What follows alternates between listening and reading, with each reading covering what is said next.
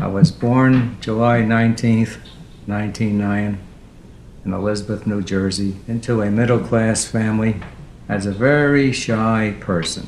The years before I discovered what I now have was that extreme shyness and bewilderment at what is this world, and never really feeling that I belonged, fitted into it. Always wanting to be a good person, a good boy, a good youth, a good young man. And I try to do things as things were supposed to have been done, doing the right things, getting a good education, being the best in my field. And my natural inclination was towards science, especially the science of the world and man himself. And I was graduated from Rutgers College in 1931 as a physicist, after which I worked 20-some years in physics and in engineering. I have a history of changing frequently from job to type of work I was doing. In physics, I worked at research and development on measuring instruments and automatic control connected with Brown Instrument Company, which became a subsidiary of Honeywell. And in the engineering field, I worked as an electrical engineer, a mechanical engineer, construction engineer, heating and ventilating engineer, marine engineer, actually 14 different fields. I also made attempts, actually went into various businesses intertwined with the engineering, wanting to make money, wanting to make it in the world. And all these projects were rather short-lived because whenever I got to a point of success, I lost interest, and because I lost interest, my project would drop away from me.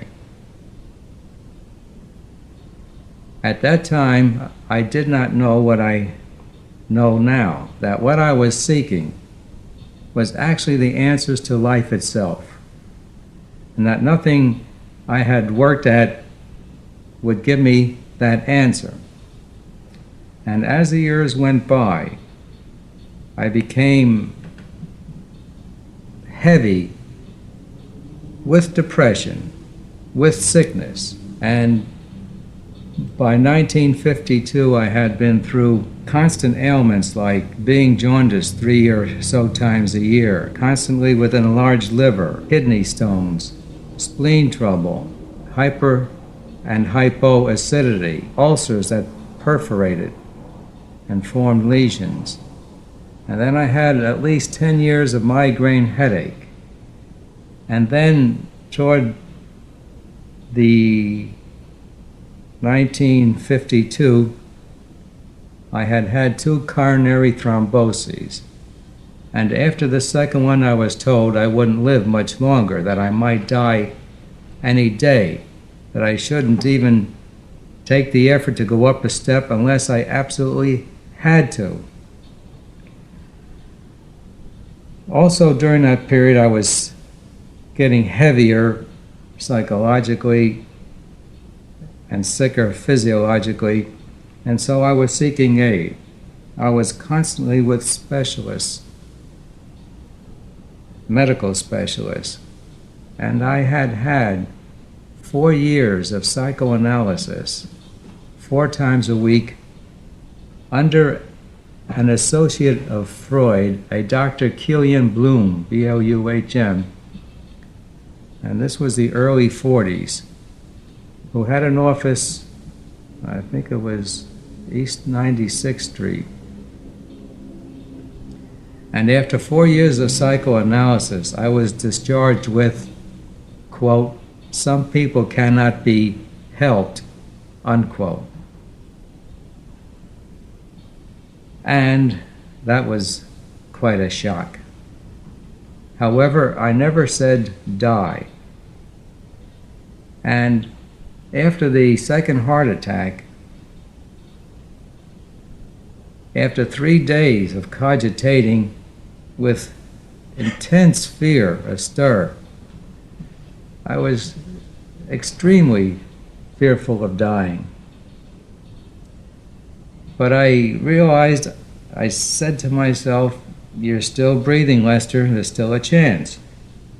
So I sat me down and began thinking on an around-the-clock basis. I had been considered a very smart boy, always made the honor roll. I had a 4-year scholarship to Rutgers back in the days when not many scholarships were handed out. But then, after the second heart attack and when I was told I wouldn't live, I said to myself, Lester, you are stupid, stupid, stupid. Having lived 43 or so years and having reached the end of the line without happiness, without health. Therefore, all this knowledge that you have accumulated is of no avail. I had studied Watson's behaviorism in the 30s, Freud in the later 30s and early 40s. I had studied the philosophies. I had studied logic. I studied economics. I studied all the major fields of man. And with all that knowledge, there I was at the end of the line, making me realize that the accumulated knowledge of man was of no use. And so then I decided, start from scratch. Forget all that knowledge. Begin from point zero and see what you can pick up. So I posed the questions, what am I? What is this world? What is my relationship to it? What is mind? What is intelligence? What is happiness? And I began by asking myself, what do I want out of life? And the answer was happiness. And I said, what is that? Oh, that's getting everyone's approval. And that was a shock to me because I realized I was getting large amounts of approval from my family, from my friends, from most people that I knew. And here I was miserable. Investigating further, I went into the moments when I was feeling happiest. And I discovered something which to me was startling at the time, that it was when I was loving that I was happiest. That happiness equated to my capacity to love rather than to being loved. That was the starting point. I began correcting all my thoughts and feelings in that direction, from that of wanting to be loved to that of loving. And in that process, I discovered another major thing that kind of shocked me. I saw that I wanted to change this entire world, and that was the cause of my ulcers, or one of the major causes of it. On realizing how much I wanted to change things in this world, and that made me a slave of this world, I made a decision to reverse that. And then I began letting go of all my want and need to control this world. And in the process of following out these two directions, of actually unloading all these subconscious concepts and pressures in those directions, I discovered I was getting happier, freer, lighter, and feeling better in general. On seeing that this direction was good, I made the decision that if a slice of the pie tastes as good, I want the whole pie. And I decided not to let go until I got that whole entire pie of happiness, and with it the answer to what am I, what is this life, what is my relationship to it. This decision allowed me to, as I claim, get the answer to life itself in a matter of 3 months' time. And I actually believe if I did it, anyone could do it, if they had that much want to. And in that 3-month period of time, all the ailments I had in my physical body corrected. All my miseries dropped away. And I ended up in a place in which I was happy all the time with no sorrow. Not that the world stopped pushing against me, it continued. But I was in a place where I could resolve things almost immediately.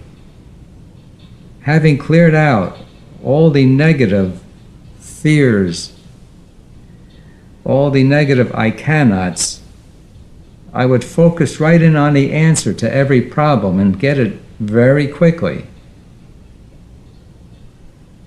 And so my whole life turned around from being one of formerly being depressed and sick to one of being happy all the time and in perfect health all the time. One of the things that happened in this process was identification with others. I saw that we are all related. We are all interconnected. Our minds are interconnected. Each mind is like a radio broadcasting and receiving station, that we are all tuned into each other unconsciously. We're just not aware of it. And that if a lot of the suppressed energies are allowed out, this becomes obvious to us. And once we identify with everyone else, it's just natural that we want everyone else to discover what we have discovered. That life was meant to be beautiful, meant to be happy all the time with no sorrow, meant to be with perfect health. And so, from that reaching that high point of understanding in 1952, from that time on, I have wanted to help others discover what I discovered. In the early years, I worked with people, person to person.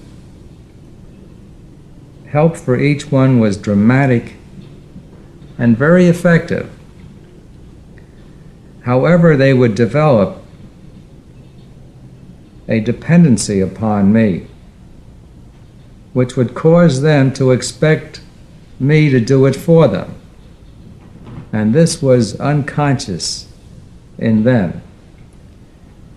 And the reason for that is, from the day of birth until we are teenagers, everyone does have someone taking care of everything for them, their parents. And it's so deeply ingrained in us today, we still expect and want someone to do it for us. However, no one can do it for us. We must do it by ourselves. The only thing someone else can do for us is to show us the way, show us the method, show us how to get moving in a right direction. So for the first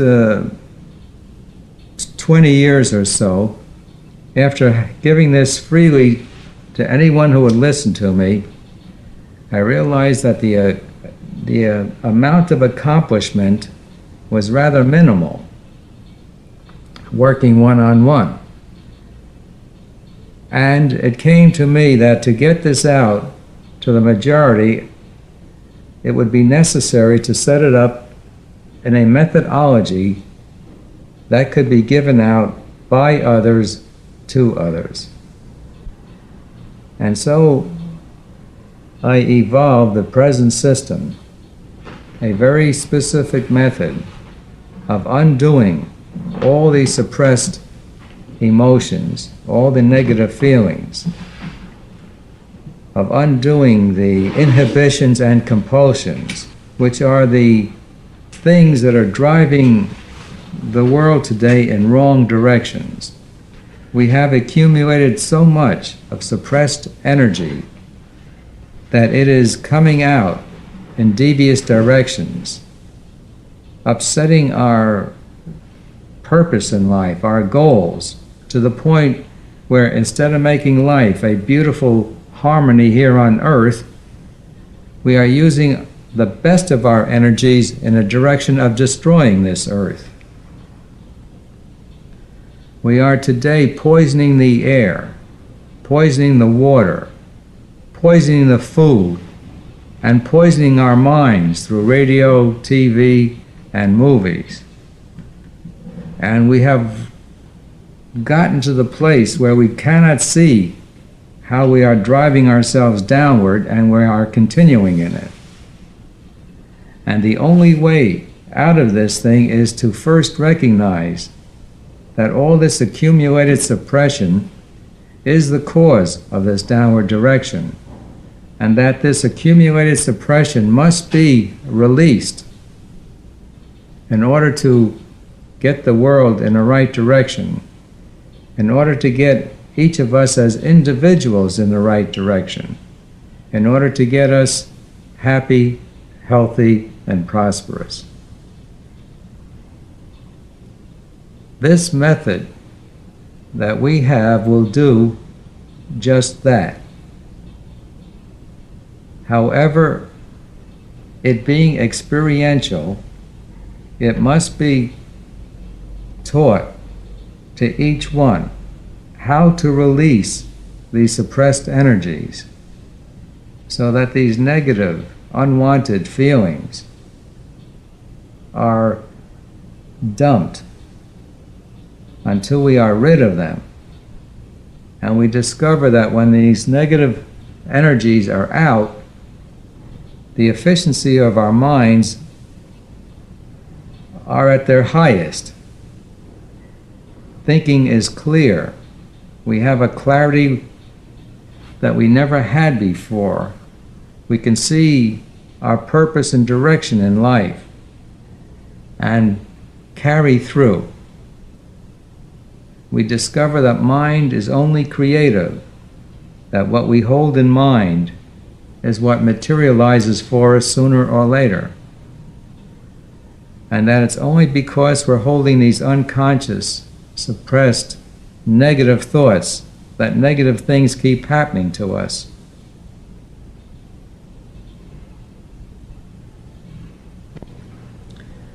In 1973, the concept of organizing it into a system came to me.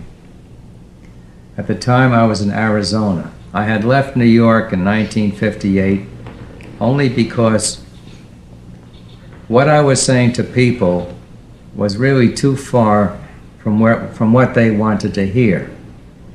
And so I retired to a very nice place in Arizona.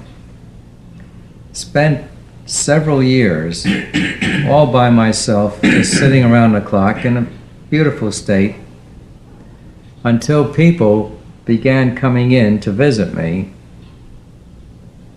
which caused me to get up and get out and float across the country. I would talk to groups, never made any commitments, I just float around, helping them, giving them person-to-person help as much as I could, nothing in an organized way. Until 1973, when I realized that those who gathered around me and lived nearby were not gaining anymore due to their feeling of dependency upon me. No matter how much I told them I could not do it for them, no matter how many times I told them that they had to do it themselves, they were still looking to me to do it. So that decision was made to not help people personally, but to get it into this package form. I did it in '73. I tested it out in Arizona in '74 with educated people, with people with no education, and with children 10 years and older, and discovered that the method was gotten by all, and that anyone could use it, that it was very simple and very easy if one chose to use it. Every person has an unlimited ability within him, a potential way beyond anything he ever dreamed. We have this tremendous potential limited by and cut off by our own thoughts of limitation, the I can'ts. It's impossible for me to do that. These generally accepted limitations are the cause of the limitations. That when these limitation concepts are dumped, the person discovers he doesn't have any limitations, except those that he mentally holds. And see, in our course is a method of dumping these limitations. We discover that locked into our emotions are all the I cannots. And that when the emotions are released, all that suppressed energy is released, the I cannots are released, and then we only think I can, and when we think only I can, the I can manifests, and the unusual with it. You can be or do whatever you will or desire once you know this and do it. One is totally released on any particular thing, no matter how impossible it is. If he's totally released, that impossible becomes possible that moment when he's totally released. Intellect is the rational part of mind that reasons and intellectually ties things together, relates them. Feelings, experience, are a totally different aspect in that they are feelings and they don't rationalize. You can rationalize about them, but they themselves are not rational or rationalizable. If they were, we could tell people, drop all your negative feelings, and they would do it. But they can't, because intellectually there's no tie there. The only thing we can use the intellect for is to direct us toward the feelings, to focus us in on the feelings, and then work at the feeling level. See, our course works at the feeling level. And the intellect, the rational part of the mind, is all motivated by our feelings today. We think we're free thinkers, but we're not. Our thinking is motivated by our feelings. All of it. Just check it and you'll see. So that the prime thing is feelings. The secondary thing is rationale. And when the secondary thing is trying to explain the primary thing, it cannot. So that you've got to understand the relationship of feelings to thoughts, and that they're two different realms, and one does not explain the other. It's when you get above thought and feeling that you can understand the two of them and how they relate. And there's no suppressed energy. We're in the highest, happiest, most felicitous, the most knowing state there is. The more the suppression, the more our attention goes to unconsciously to hold that suppression down, the less attention we have for what is here now. As we release these suppressed energies, we come into present time. Every feeling throws us into the past because that's where it was developed from. So when we perceive or calculate on the present with any feelings behind it, we're working with stuck keys from the past. When we don't see what's here now, witness an accident being witnessed by a half a dozen people. You get a half a dozen different reports, and yet it happened one way. Because we see through our past feelings, we're trying to see now through our past. So to get a person to present time, he has to undo his suppressed feelings. And when he has no more suppressed feelings, he's totally here now in present time with his total abilities and capabilities of perceiving and acting and effecting in life what he wants. Originally, our conscious thinking was all conscious. So we set up this system of the unconscious automated behavior. My hand goes in hot water.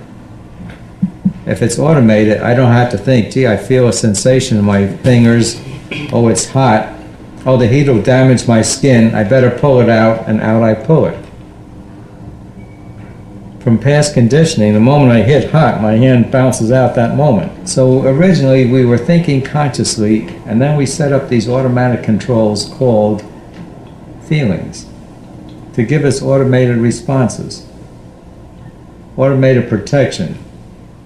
And we lost sight of what we were doing, and we kept on programming and programming and programming and programming until we reached the present state of man in which we are overwhelmed with our programming. Did you see Space Odyssey 2001? That's it. The computer began to take over man, remember? Disconnected the life systems, killed everybody except the guy who was outside the ship. But he's still smarter than the computer. He figured out a way how to get back into the ship. He exploded a charge, crashed himself back into the ship, and went right to the banks of the computer and started taking them out. That's exactly the way it is. Our mind is like a computer. We program it, and we've over-programmed it to the point where it's running us now. So there is yet left a point where we can override the programs. But it's a weak point today. And what we do is strengthen the ability to override and undo the old programs, to pull out the old banks. Goes to the extreme, it's a nervous breakdown. The banks are running us instead of we running them. Now I discovered a way. See, there are thousands and tens of thousands of programs within us. And what happened was let's call the feelings as the programs. Thoughts culminated into feelings. Then the superficial feelings culminated into fewer feelings that we call emotions. The emotions culminate into still fewer feelings, and when you can get rid of those fewer feelings, you're actually getting rid of all the original. In other words, there are relays that if we undo them, undo all the other automated responses. And this is what I hit upon. You try to get rid of all your grief, you wouldn't do it. So I had to go more basic to the program that causes those programs. So I got to the two basic programs that are causing all the anger, fear, grief, apathy, jealousy, and pride, and I'm eliminating the program that programmed the emotions. And that's one reason why our method is very effective. There's a lot of other built-in goodies about it, in that you don't have to go into your past traumas. We take off at the emotion and go deeper to this basic program and work there where there's no formally built up resistance towards getting into. We don't want to get into our grief. We don't want to get into our anger now. And when you try to get people into it, there's tremendous resistance. They don't want to feel awful. So we get them to a more basic point that they're not used to and don't feel so awful when they touch it. And that's another reason why our method is so effective. I guess the third reason is that by using it, they learn that they do it. This is a tremendous thing. We don't do it. They do it themselves. They learn by doing it that they do it themselves. Eliminating the need of a teacher, a guru, the eliminating of a doctor that you have to keep going back to again and again and again, bit by bit by bit. The feelings are so intense now, we can only release part of it each time. It gets less and less as we release. The goal being to rid ourselves of all our feelings of anger, fear, grief, apathy, jealousy, pride, and guilt, and so forth. And when we release ourselves from all these things, we discover that that which is left over is a thing we call love. And that all feelings relative to love are negative and cut off our capacity to love. That's how simple it is. We're in a slave consciousness. 90% of us feel that we must have a job in order to survive. Maybe 10% of us think we don't need a job and go out and do what we want to do and survive. When this apathetic slave consciousness is undone by dumping these negative emotions, people won't work for other people. They'll all work in a constructive, positive donation to society that helps everyone. Today, most people are down at the bottom of the scale. They're very selfish. They're motivated only in what's good for me. They have to undo that in order to be good for themselves and for others. The more selfless we are, the better it is for us. Now, the most selfish thing that I can do for me is to be totally selfless, I have discovered. That the two parallel, they're not in opposites for me. The more selfless I am, the better it is for me. This is something society has to discover yet.